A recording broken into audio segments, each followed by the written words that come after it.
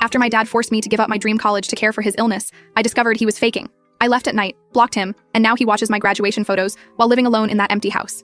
I just got my graduation photos back today. As I was scrolling through Instagram sharing them, I noticed a familiar name had viewed my story within seconds. My dad's account. He's blocked on my main, but somehow always finds my public posts. 4 years later, he's still watching from that empty house where everything fell apart. I guess it's time to share what really happened. Back in 2020, I had just gotten accepted to my dream university. Full scholarship, honors program, the works. My dad had always pushed me to chase my dreams, saying how proud he was that I'd be the first in our family to attend a prestigious university. He even helped me prep for interviews and edit my essays. Everything seemed perfect. Then came the headaches. It started small, just comments here and there about feeling dizzy. Then mild confusion about dates. Nothing major, but enough that I noticed. The timing was weird, right after my acceptance letter arrived, but I brushed it off as stress. Dad had raised me alone since mom passed when I was 3, and the thought of me moving across the country probably worried him. My cousin Eva, who was finishing her medical residency at the time, started coming around more often. She'd check on Dad, ask him questions about his symptoms. At first, she seemed genuinely concerned, but I started noticing these looks she'd give me when Dad would describe his episodes, like she was trying to tell me something without words. The symptoms got worse as my departure date approached. Dad started forgetting important things. My graduation date, appointments, even our address once while we were out shopping. But here's the thing. These episodes only happened when it would impact my plans. Meeting with my future roommate, Dad would have a dizzy spell and need me to drive him home. Housing deposit deadline, he'd forget where he put the checkbook. The breaking point came during a family dinner.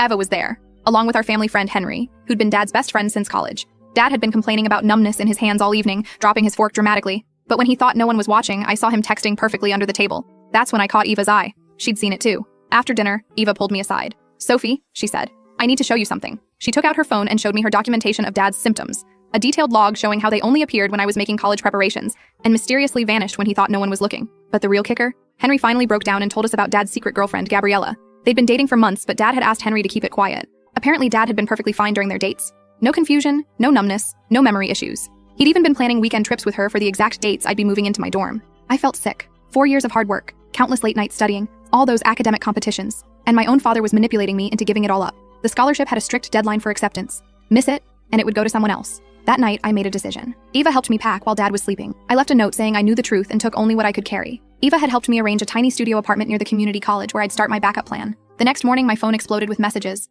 Dad switching between rage and begging, claiming I was abandoning him just like your mother did. That confirmed everything. He'd never spoken about mom that way before. I blocked him on everything, but he kept making new accounts.